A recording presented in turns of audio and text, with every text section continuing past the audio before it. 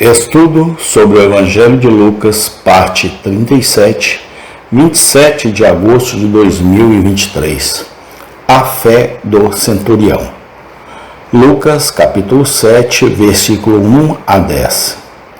Agora, quando ele terminou todas as suas palavras na audiência do povo, ele entrou em Cafarnaum. E o servo de um certo centurião, que lhe era querido, estava doente e prestes a morrer.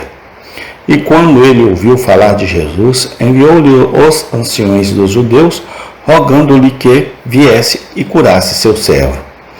E chegando Jesus, logo lhe rogaram, dizendo: digno de quem devia fazer isto, porque ama nossa nação e nos edificou uma sinagoga.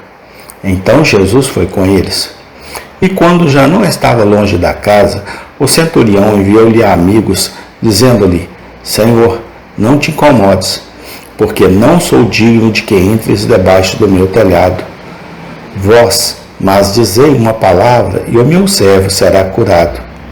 Pois também eu sou um homem colocado sob autoridade. Tendo soldados sob minhas ordens, eu digo a um: vai, e ele vai, e a outro: vem, e ele vem. E ao meu servo: faça isso, e ele fará. Quando Jesus ouviu estas coisas, maravilhou-se dele e virou e disse ao povo que o seguia: digo-vos que não encontrei tanta fé, não em Israel. E os que foram enviados, voltando para casa, encontraram o servo que estivera doente. Eu não encontrei uma fé tão grande, não em Israel. Lucas 7, 1, 10.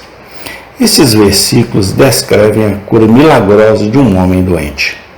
Um centurião ou oficial do exército romano recorre a Nosso Senhor em nome de seu servo e obtém o que ele pede. Um milagre de cura maior do que este não é registrado em nenhum lugar nos evangelhos. Sem sequer ver o sofredor, sem tocar nas mãos ou olhar nos olhos, Nosso Senhor restaura a saúde de um moribundo com uma única palavra. Ele fala e o doente é curado. Ele comanda e o doente mortal parte. Não lemos sobre nenhum profeta ou apóstolo que fez milagres dessa maneira. Vemos aqui o dedo de Deus. Devemos notar nesses versículos a bondade do centurião. É uma parte de seu caráter que aparece de três maneiras. Vemos sua bondade em seu tratamento de seus servos.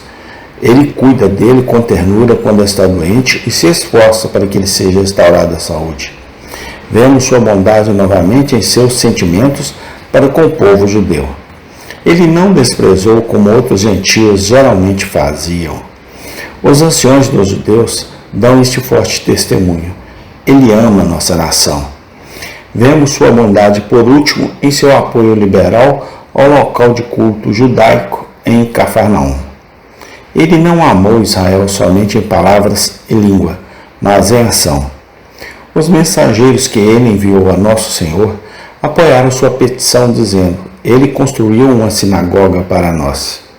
Agora, onde o centurião aprendeu essa bondade?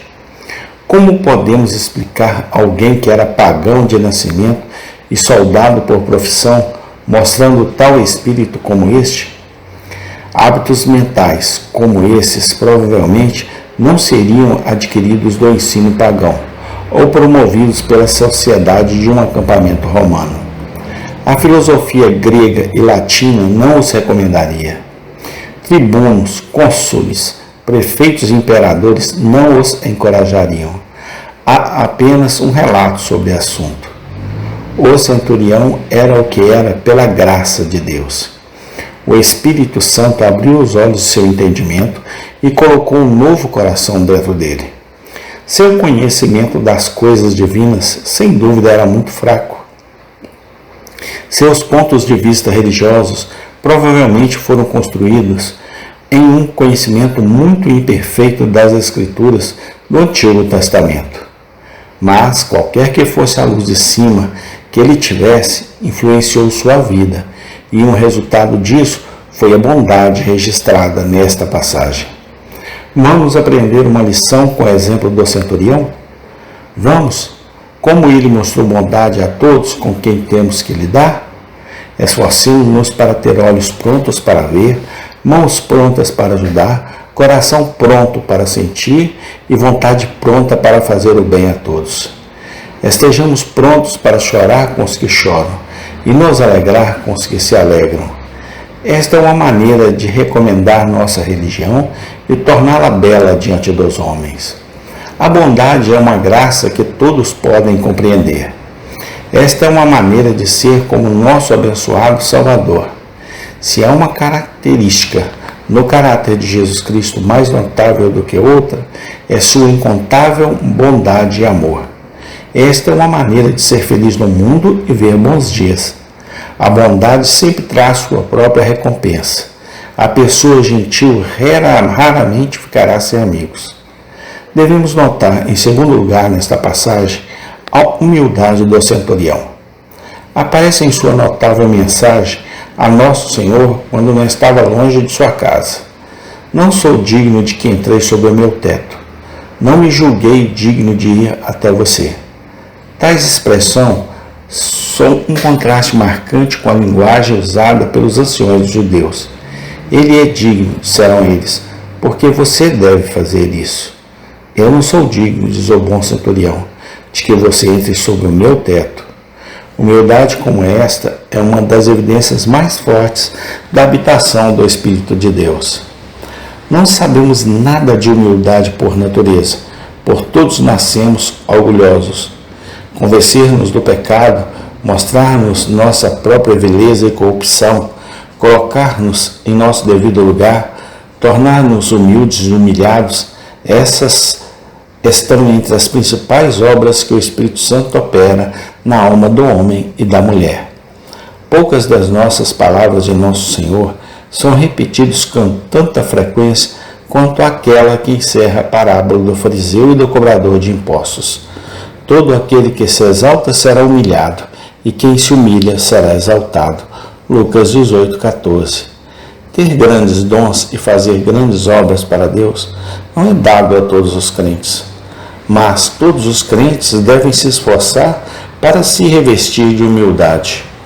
Devemos notar, em terceiro lugar nesta passagem, a fé do centurião. Temos um belo exemplo disso no pedido que ele fez ao nosso Senhor. Basta dizer uma palavra e meu servo será curado. Ele acha desnecessário que nosso Senhor venha ao lugar onde seu servo estava morrendo. Ele considera nosso Senhor como alguém que possui autoridade sobre doenças tão completa quanto sua própria autoridade sobre seus soldados, ou a autoridade de um imperador romano sobre si mesmo. Ele acredita que uma palavra do comando de Jesus é suficiente para mandar a doença embora. Ele pede para não ver nenhum sinal ou maravilha. Ele declara sua confiança de que Jesus é um mestre e rei todo-poderoso e que as doenças, como servos obedientes, partiram imediatamente às suas ordens. Fé como essa era realmente rara quando o Senhor Jesus estava na terra. Mostra-nos o sinal do céu. Era a demanda dos fariseus desdenhosos. Ver algo sensacional era o grande desejo das multidões que se aglomeravam atrás de Nosso Senhor. Não é de admirar que lemos as notáveis palavras. Jesus se maravilhou com ele e disse ao povo: não encontrei tanta fé nem mesmo em Israel. Ninguém deveria ser tão crente quanto os filhos daqueles que foram conduzidos pelo deserto e levados à terra prometida. Mas o último foi o primeiro, e o primeiro o último. A fé de um soldado romano provou ser mais forte do que a dos judeus. Não nos esqueçamos de seguir os passos desse abençoado espírito de fé que o centurião aqui exibiu. Nossos olhos ainda não contemplam o livro da vida. Não vemos nosso Salvador suplicando por nós à direita de Deus, mas temos as promessas de Cristo. Então vamos descansar sobre eles e não temer nada. Não duvidemos de que toda palavra que Cristo falou será cumprida. A palavra de Cristo é um fundamento seguro. Aquele que se apoia nele nunca será confundido. Os crentes serão todos achados perdoados, justificados e glorificados no último dia. Jesus diz assim, e portanto será feito. Devemos notar finalmente nestes versículos a vantagem de estar conectado com famílias piedosas. Não precisamos de prova mais clara disso do que o caso do servo do centurião. Nós o vemos sendo cuidado na doença, nós o vemos restaurado à saúde pela intercessão do seu mestre, nós o vemos trazido à atenção de Cristo por meio da fé de seu mestre. Quem pode dizer, mas o resultado de toda a história foi a conversão e salvação da alma do homem. Foi um dia feliz para aquele servo, quando ele começou a servir em tal causa. Bem seria para a igreja se os benefícios da conexão com a família da fé fossem mais frequentemente lembrados pelos cristãos professos.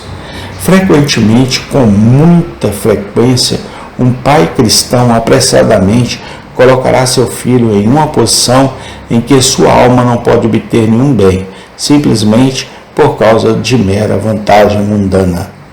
Frequentemente, com muita frequência, um servo cristão buscará um novo lugar onde a religião verdadeira não seja valorizada por causa de um pouco mais de salário. Essas coisas não deveriam ser assim. Em todos os nossos movimentos, nosso primeiro pensamento deve ser o interesse de nossas almas. Em todos os nossos assentamentos, nosso principal desejo deve estar conectado com pessoas piedosas. Em todos os nossos propósitos e planejamentos para nós mesmos ou nossos filhos, uma pergunta deve estar sempre em primeiro lugar em nossas mentes. O que nos aproveitará ganhar o mundo inteiro e perder nossas próprias almas? Boas situações, como são chamadas, são muitas vezes situações ímpias e arruinam para toda a eternidade aqueles que as tomam. Amém. Tem continuação. Obrigado, Senhor Jesus, por este domingo maravilhoso. Muito obrigado, ó Pai, porque Tu estás conosco, hoje e sempre, eternamente. Amém.